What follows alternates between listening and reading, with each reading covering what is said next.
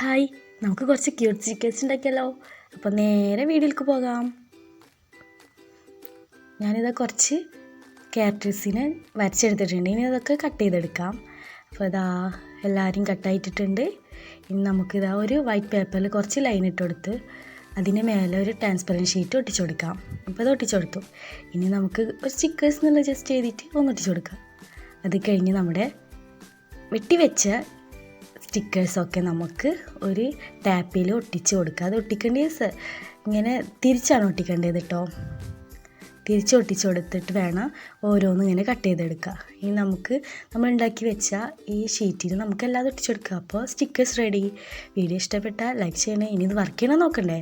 അപ്പോൾ കുറച്ച് ഒന്നെടുത്ത് ഞാൻ ചെയ്യുന്ന ബുക്കിൽ ഒട്ടിച്ചു കൊടുത്തു. വർക്ക് ചെയ്യുന്നുണ്ട്.